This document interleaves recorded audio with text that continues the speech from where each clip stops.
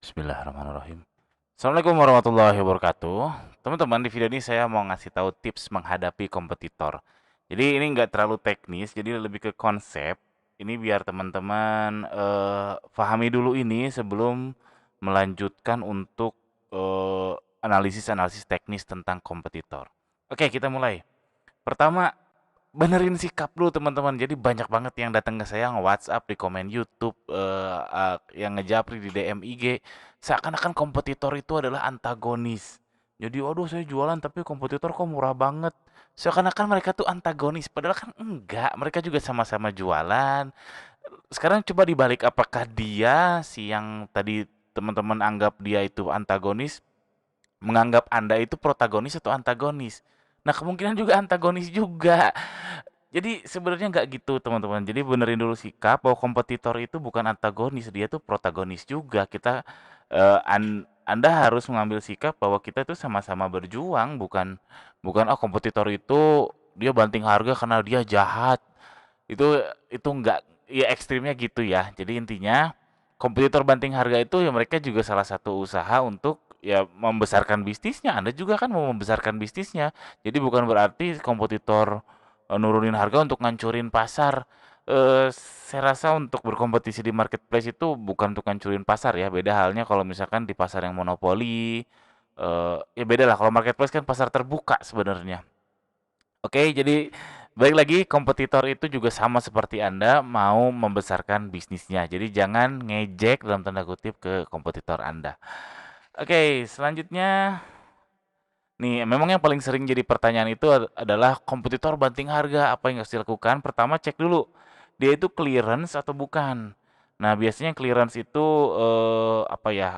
Dia memang ngabisin stok atau bukan, cirinya apa? Biasanya stoknya nggak banyak. Jadi SKU live-nya nggak banyak, sedikit ya. Biasanya itu mereka untuk termasuk saya, kalau kalau clearance ya sudah, mau gimana lagi, daripada barangnya nggak jadi duit ya udahlah obral aja lah di bawah HPP.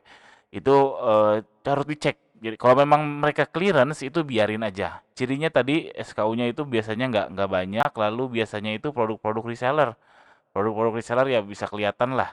Kok produk ini ada banyak di-upload. Biasanya itu yang kalau udah mentok mereka, daripada rugi, mereka kesusahan menjual barang yang mereka sudah beli dari supplier, ya mau gimana lagi, lebih baik diobral. Nah, kalau kalau kompetitornya kayak gini, ya udah biarin aja, itu paling sebulan 2 bulan juga hilang si harga yang banting tersebut, si banting harga tersebut, no problem. Yang kedua adalah yang reguler. Jadi yang memang jualan misalkan sembako ya. Jadi jualan minyak goreng memang dia murah banget, dia termurah se-Bandung atau termurah se-Jakarta. Itu yang reguler dan dia harganya segitu terus, selalu konsisten termurah. Solusinya apa? Ya udah contohin aja, susah amat. Gak ada margin. Nah, ya memang. Pertama, selanjutnya, dia bisa masa Anda nggak bisa? Jadi misalkan tadi ya contohnya ada yang jual minyak. Ini memang kejadian banyak yang banting harga di minyak. Dia harga minyak selalu pasang termurah atau harga popok. Ini memang kejadian. Itu memang strategi mereka ya. Coba aja ikutin.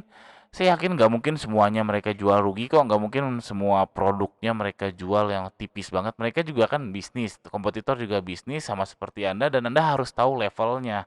Kalau misalkan Anda di sini, lalu kompetitor Anda memang sudah lebih banyak ulasannya, lebih duluan jualan, lebih banyak produknya, dan lain sebagainya, ya Anda harus sadar diri. Nggak bisa tiba-tiba Anda ngalahin si kompetitor ini, nggak bisa. Anda harus pelan-pelan mencari cara supaya Anda juga bisa naik ke sini. Makanya saya bilang, eh, kalau si kompetitor Anda bisa jual segitu murah, masa Anda nggak bisa? Itu macam-macam. Apakah supplier si kompetitor itu lebih murah? Tinggal cari aja. Lalu apakah misalkan dia lebih efisien, jadi penempatan gudangnya, lalu dan lain sebagainya. Lalu apakah dia cross selling? Jadi mungkin banget ini strategi yang sudah banyak banget dilakukan. Jadi minyak goreng jual murah tapi beras jual agak mahal. Jadi seperti subsidi silang dan lain sebagainya. Lalu, misalkan jual popok, popok memang murah tapi ada jual mainan juga, mainan, profitnya mungkin bisa lebih gede, jadinya saling nutup, itu perlu dihitung. Jadi tinggal contoh aja, kompetitor bisa apalagi ke toko yang sudah besar, yang ulasannya udah banyak, itu kan berarti mereka bertahan ya. Nah, teman-teman tinggal ikutin aja strategi mereka, itu bisa kok, bisa banget ditelusuri, cek Shopee-nya, cek Tokopedia-nya, cek Lazada-nya, cek Instagram-nya.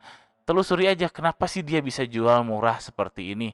Atau kalau udah desperate banget kontak aja ownernya langsung. Atau kalau udah desperate banget lagi, jadikan aja dia supplier. Jadi yang minyak tadi ya udah, karena dia paling murah, jadikanlah dia supplier minyak Anda atau jadi supplier produk-produk Anda. Oke, itu aja. Ini konsep aja. Jadi intinya ngebenerin mindset bahwa kompetitor itu bukan bukan antagonis ya. Jadi justru bagus sih kalau ada kompetitor yang bisa keren kayak gitu. Ini keren loh, bisa jual murah dan tetap bertahan bisnisnya. Lah dia bisa, kenapa Anda nggak bisa? Oke, sekian aja. Jika jika suka konten ini, mungkin saya akan perdalam lagi bagaimana melihat kompetitor, analisis teknisnya ya. Jika memang pengen konten itu, insya Allah tulis aja di kolom komentar di bawah hal apa yang Anda pengen tahu dari kompetitor, yang biasanya saya lakukan seperti apa dan seterusnya. Silahkan tuliskan di kolom komentar di bawah. Sekian, assalamualaikum warahmatullahi wabarakatuh.